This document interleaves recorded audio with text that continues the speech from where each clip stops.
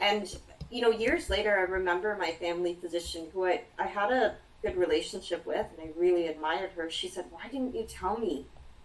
And I said, "I didn't tell anyone." And I couldn't explain it in that moment, but I thought I was going to be killed. I couldn't tell people. It's not that simple. Like, you can't just go to someone and say, "Hey, I need help. This is happening at home." When it's ingrained in you that you are not allowed to tell anybody, that you would be bad if you told anybody, and that something would be wrong with you if you told anybody. And when I finally physically removed myself and physically moved away from one of my abusers and cut ties with that abuser, that is when I was able to start healing. Because something that's very complicated and hard to explain is that when you do have an abuser, it's not that easy to leave them or to become disconnected with them, because it's almost like you're trying to save and protect yourself by staying in touch with them. I was so afraid that this person would kill me, to the point where I had to keep them in my life so that I would know where they were.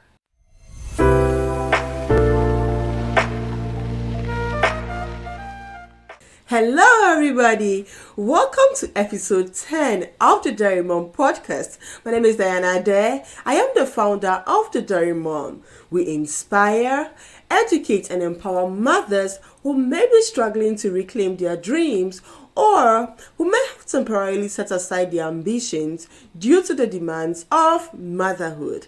On the Dairy Mom podcast, we bring you powerful stories from audacious mothers around the world who defy societal expectations and harness their strength to juggle both roles of motherhood and the pursuit of their personal and professional ambitions successfully. Today's episode is the first part of our two-part series on breaking cycles of abuse.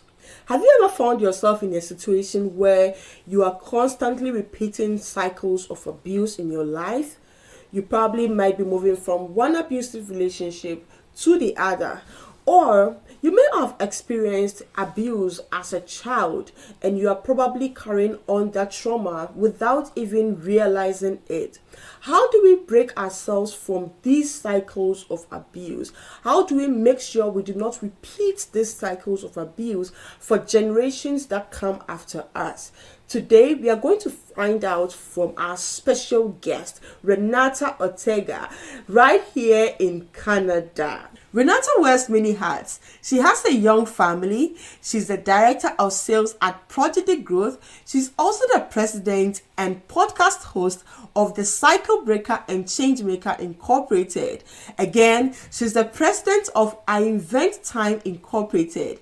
She volunteers as a co-chair of a school council and also volunteers with Make a Wish Foundation of Canada. Renata is also a survivor of abuse and critical illness who has figured out how to break free from multiple negative generational cycles that were ruining her life. She's committed to making impactful and attainable positive changes for generations to come. As a result of years of personal experience, research, and therapy, she has been able to create tools and simplified concepts to help break down the barriers of negative cycles in order to create meaningful changes. Now, she's sharing her knowledge and looks forward to helping others on their cycle breaking and change making journey. If you're ready for our conversation, grab your pens and notebooks and join me as I speak to our special guest.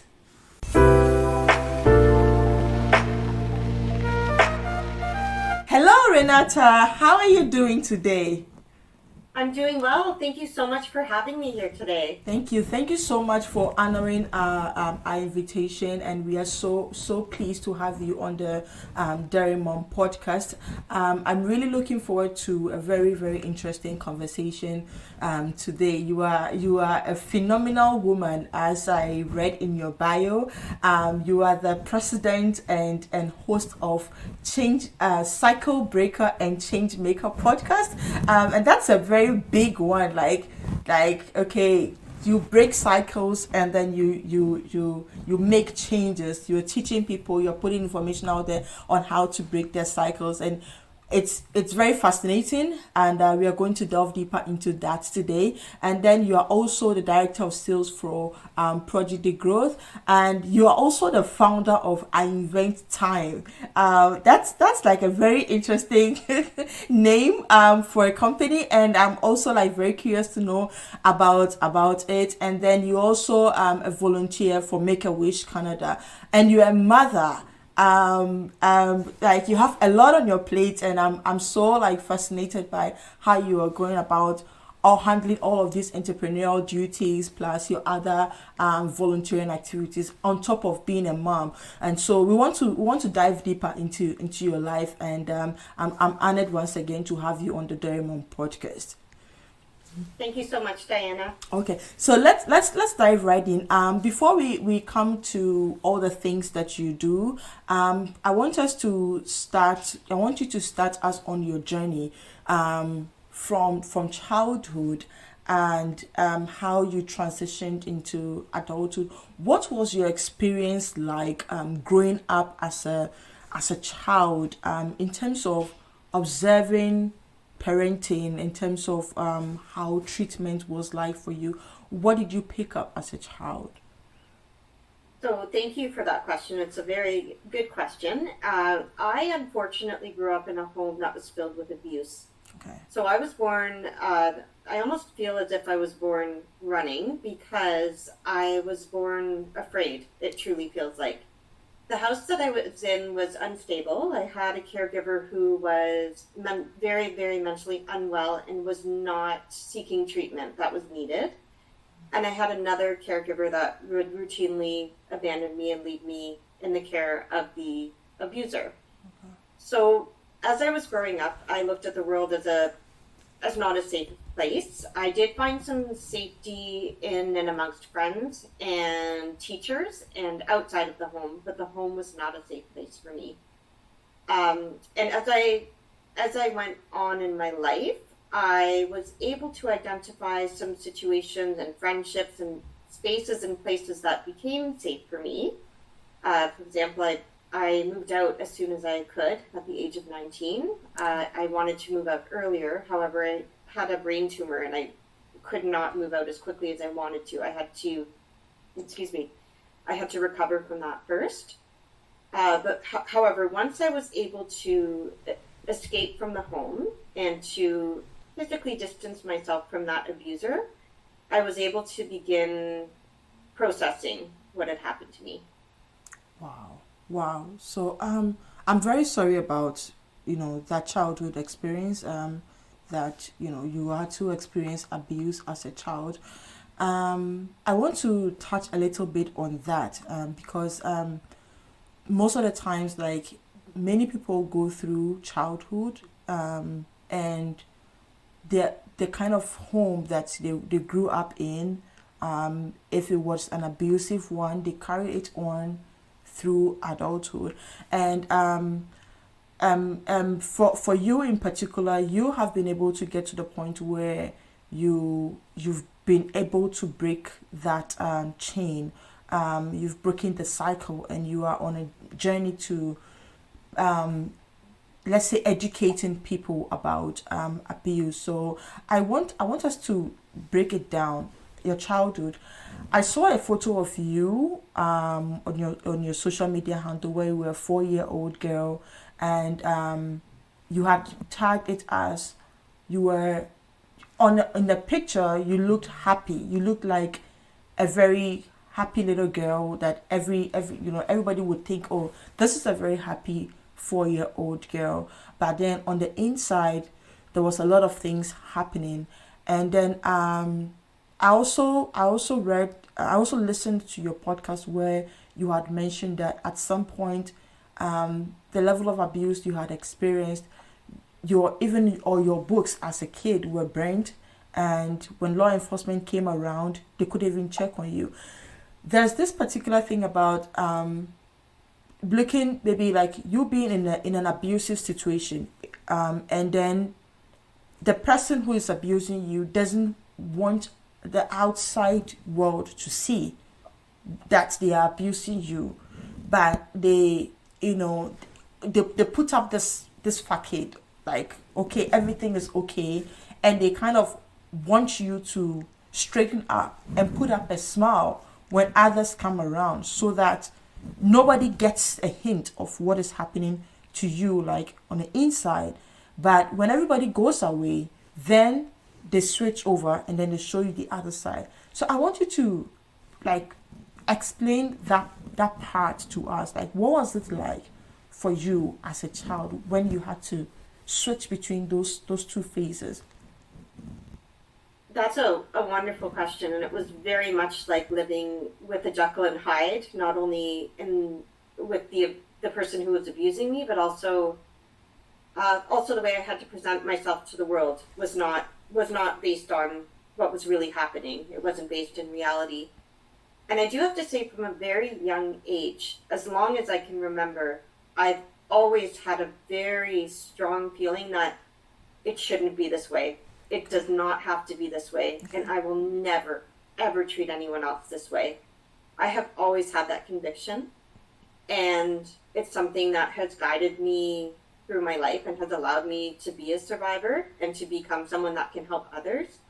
Because as humans, we do deserve love and respect and kindness. Yeah. Having a child is an absolute privilege, and it is something that is so precious, because children are innocent and they should never be subjected to abuse. So there were many, many things that were very conflicting. I was not allowed to talk about the mental health that was happening in the home. In the 1980s, when I was younger, it was still, it wasn't as openly talked about as it is now, but it was really out of pride, out of my caregivers, that I wasn't allowed to speak about it. There was also a lot of paranoia in the home, about what people would say if they found out. So everything was hush hush. There were theories that people were watching us, so we had to act in a certain way and present in a certain way. And even as a young child, I knew that something was wrong. I knew that something was off, but I didn't have the ability to articulate it or to ask for help. And sadly, the system failed me. There's so many systems in place where there were adults that they were in positions of authority, and there were opportunities for them to intervene and to help, and they didn't. Okay. So when there were episodes where my caregiver had to be hospitalized because they were so unwell that they were doing things that were dangerous and risky to our health, such as burning books in the oven or restricting our eating, among a few of the things that happened, the focus seemed to be on getting that person hospitalized and better and out of the healthcare system. The psychiatrists, the physicians, the police, the firemen, they focused on that individual and not on the other people that were impacted. Not on me as a 4-year-old little girl who really needed to be saved. Yeah. And, years later, I remember my family physician, who I had a good relationship with, and I really admired her. She said, "Why didn't you tell me?" And I said, "I didn't tell anyone." And I couldn't explain it in that moment, but I thought I was going to be killed. I couldn't tell people. It's not that simple. Like, you can't just go to someone and say, "Hey, I need help. This is happening at home." When it's ingrained in you that you are not allowed to tell anybody, that you would be bad if you told anybody, and that something would be wrong with you if you told anybody. It's not that simple. And sadly, there were other adults around that years later told me, "I wish I had done something to help you. I knew it wasn't a safe situation," but they also didn't help. So being an adult, I now have the agency and the ability to help others. So I do, because it almost makes it, it's hard to put this into words, but if I could help just one person not suffer in the way that I did, it would make it worth it, is not the right word, but if I can help anybody else, it really provides a way to prevent this just from happening just one more time. Because what happens is if someone is abused, they can perpetuate the abuse for generations to come. Yeah. But if you stop it, Yeah. then you make a real change. Yeah. And you can stop that for generations to come. Wow. I actually ended up tearing up just by listening to you, because it's a very difficult place to find yourself as a child, because as a child all you really need is love. You just need love, and you just need to have the security, have the like a feeling of like, okay, I'm secured. But here's a case whereby as a child you're being abused, like, but you can't even find the words to articulate it. And again you are being told that don't talk about this, don't tell anybody about this. How did all of that affect you as an adult, like when you got into adulthood? How would you say all of those experiences came together and impacted your adult life? So as a adult, as I went out on my path and my journey to start my career, I just sort of forged through and pushed through everything. And there was a time in my life in my early 20s where I didn't know what was going on. I wasn't sleeping. I was sleeping maybe 3 or 4 hours a night. I would wake up after that 3 or 4 hours and repeatedly be sick to my stomach.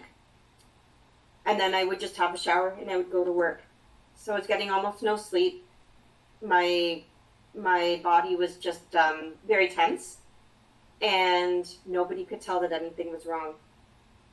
And there was one day I had to give a presentation, and I just hit this wall, and I was like, I can't do it. And I've never not been able to do anything. I had no idea what was going on. So I had to leave work, and that's something that I've never done. I'd had up till that point been a perfectionist. I was a figure skater. I was the ultimate employee, always working really hard and even above and beyond my means to succeed. I was very, very career driven, and I couldn't do it. I just couldn't go on. So I left work that day, and I contacted my doctor, and I said, I don't know what's wrong with me. And I explained some of my symptoms, and she put me in touch with a psychotherapist. And it turned out I had anxiety, and I had never heard about it before. Mm-hmm. I mean, I'm sure I had heard of the word being anxious, mm-hmm. but I had never heard about it as an actual physical symptom. Okay. And my body just told me, hey, you got to stop and you got to look at this. You have to look at what has happened to you. I'd been running just so fast that I never even gave it any space. I never talked about it. And it finally caught up with me, which was a really big lesson for me to learn, because I thought just by moving on, I would get over it, and it would lose its relevance. Mm-hmm. I would forget about it, but mm-hmm. that actually didn't happen. And as I started looking into it, it still was hard for me to admit what had happened to me. It took me many, many, many years to admit to myself that I actually had been abused. I really tried to minimize it. And I really had tried to justify it and forgive it in all any ways you can imagine. And then I got to a point where I was happier, and I felt like it was done, it was settled. I had looked at it enough. I had spent enough time and money on therapy, and I was satisfied with that. And then I had my second child, and I got hit over the head so hard with postpartum depression. Okay. I did have doctors and family watching for me because they knew it was something that could happen to me based on my traumatic past and family history. But it was one of the hardest things I have ever had to go through. So sometimes as a parent and as a mother, when you have a child, it can bring up things from your past. And this was my second child, so I hadn't experienced this with my first child. Looking back, I probably had experienced some postpartum anxiety, but I hadn't experienced the postpartum depression. I was very fortunate to get connected to Women's College Hospital. and into a group of other women who had suffered childhood trauma. Oh, And okay. even though our stories were different, our Mm-hmm. symptoms were the same. Not the same. Okay. And so through that, I found out that I still had more healing to do. And I was Right. frustrated. I was mad. I was like, I've already dealt with this. Why is it coming back? I Yeah, just didn't yeah. understand. You thought you were done with it. You thought it was Yeah, okay. I was like, I've been there, done that. And I'm a Right. very forward thinking, efficient person. And Mm-hmm. I just, meanwhile, to sit with it and be like, you know what? I actually have to look at this. And there was the combination of the childhood trauma that was abuse. I had also gone through a critical illness at a very young age. And after having my brain tumor removed, I went back to school and work within 2 weeks. So I had never let anything really process. Mm-hmm. So the way that it impacted me personally was through major anxiety and then in depression after I had my son. And I just want anyone to know who's listening. It was hard. It really, really was hard. And nobody can deny what it feels like to go through any of that. You can get help, however, and you can come through on the other side. And I am a testament to that because I hit rock bottom. And I remember being in places where I thought there was absolutely no way out, but there are. And that's important to know. Wow. Wow. This is really like interesting because I know a lot of women experience postpartum depression and it comes in, different ways, but to realize that your childhood trauma actually like contributed to your postpartum depression and actually made it like worse than it probably could have been. Mm-hmm. um that's the big issue. I want to really like come to the point where at what point in your adult life did you realize that I need to I need to start like my healing? Because all through childhood you knew that okay, this wasn't right. You just knew this wasn't right as a child, but like you mentioned, you couldn't really articulate it. And then you were wanting so bad to leave the home, but you were young, so you couldn't. But then at 19, you managed to escape. That's what word you used. You escaped from the house. So at what point did you start your healing journey? Yeah, I want to understand, and I want you to take us through how you started like processing things and unpacking things so that you would like heal completely from your past.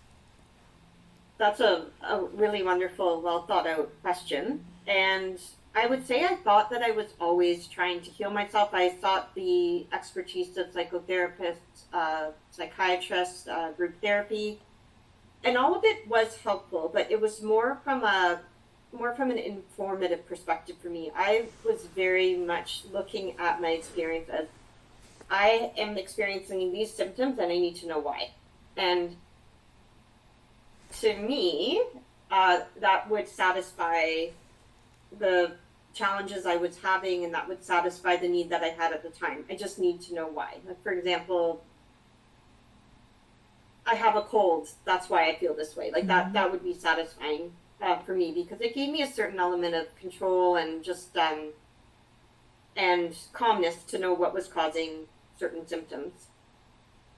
The issue with that though was that I wasn't actually looking at what had happened and how it had left scars and why it was continuing to impact me. So the interesting thing about when you're healing is that it can be cyclical. So you can feel like you heal, and then it can come back up again at a different opportunity in life, and it can catch you off guard because you don't know why it's happening, where it's coming from. It could be a big life-changing event, having a child, perhaps entering into a committed relationship with a partner, perhaps buying a property, or making a major move in your career, or a move to another country. Any big and important and significant life-changing events can stir up thoughts and feelings from the past. Okay. So for me, I was starting to feel better, and things were improving, but I was still feeling a lot of anxiety. I'm very fortunate to have an extremely incredible and supportive partner. Okay. And when I would have moments where I was extremely anxious or upset and was having trouble getting grounded, he would just remind me what I had, that I was in the present and I was in charge of my own family. I wasn't that little girl anymore. And I really needed that because I would just snap back like that and be petrified and literally be like still and have panic attacks where my heart would be pounding out of my chest. So I needed somebody to say, "Hey, you're actually here right now. You're not there anymore." And that had to happen over and over and over again. So for me, having sort of a rock solid person and the stability and the repeating, that was something crucial for me to be able to finally say, yeah, I'm not that little girl anymore. And I don't actually have to feel that way anymore. I'm trapped in this feeling and I've had enough of it. And so I finally reached a point where it took very long for me because anger is a very uncomfortable feeling for me. I used to have a lot of fear around anger because in my home there was always yelling, screaming, hitting, and it was very, to me that was anger. It was not safe. But then I finally started to feel my own anger, and it was an anger that was from injustice and from being fed up and finally having enough. And when I finally physically removed myself and physically moved away from one of my abusers and cut ties with that abuser, that is when I was able to start healing. Because something that's very complicated and hard to explain is that when you do have an abuser, it's not that easy to leave them or to become disconnected with them, because it's almost like you're trying to save and protect yourself by staying in touch with them. I was so afraid that this person would kill me, to the point where I had to keep them in my life so that I would know where they were. And until I was able to realize that, which was not an easy realization, until that point, I was not able to truly start healing. But once I removed myself, it was like magic happened. I started to make changes in my life to prioritize my young family. I already did, but I prioritized them even more. And I prioritized my health and my healing. And it took a pivotal moment where many different thoughts and feelings and people and steps came together for me to be able to actually truly start healing. And the podcasts that I have, Cycle Breaker and Changemaker, is truly part of the healing, because I get to share how methods I have developed and pulled from many different places actually can work. And it allows me to help others, which is actually also helping me heal. Yeah. Wow. That's so powerful. You made a very important statement. Like, when you're with the abuser, it's difficult to heal. It's difficult to think, okay, let me take myself out of the situation, and then you're constantly trying to justify, okay, maybe he's doing this because of this, or that person is doing this because of this, and then but it keeps you in a cycle, and you're never going to heal until you take yourself out of the situation, out of that environment, before your healing actually can begin. That is so powerful. That's so powerful. And I want to say thank you on behalf of your partner for being such an amazing person, because it takes a very good supportive person, or like system, if you have a good support system, to also help your healing process or your healing journey.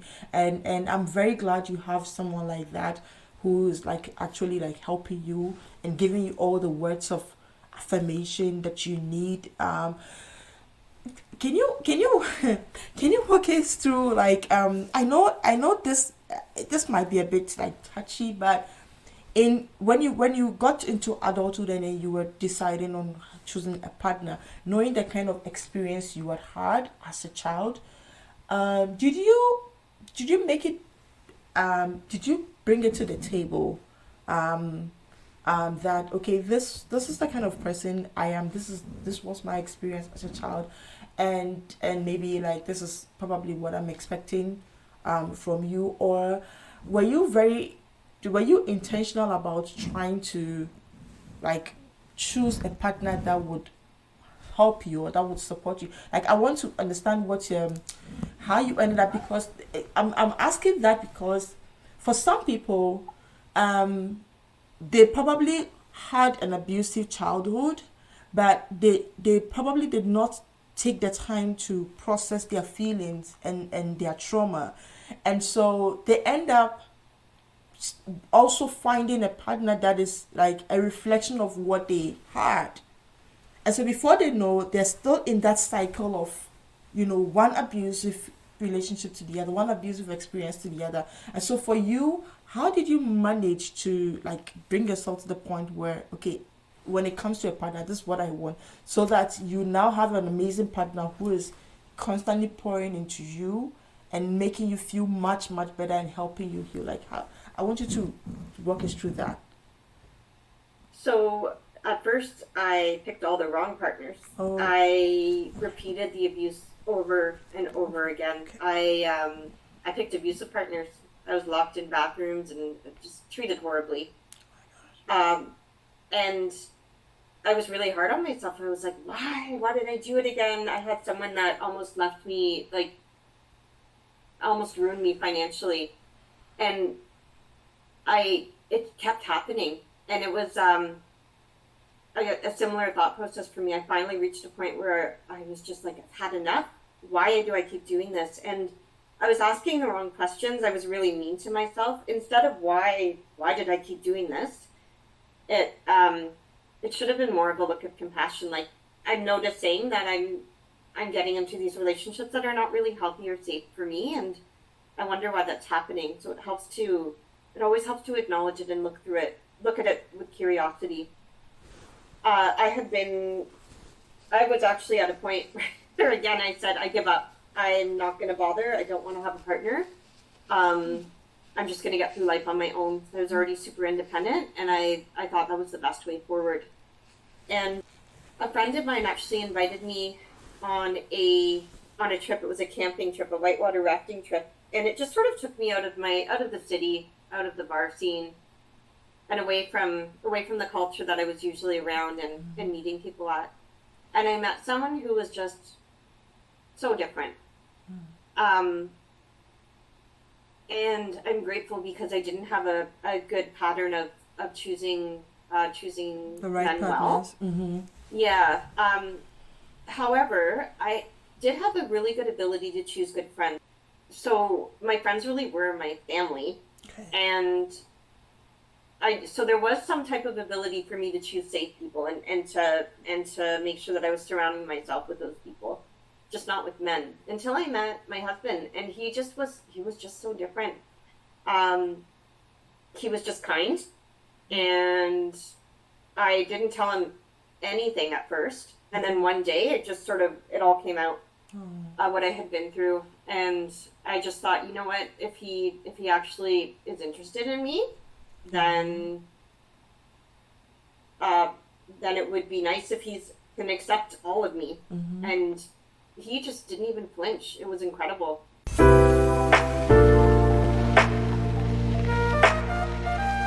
Incredible.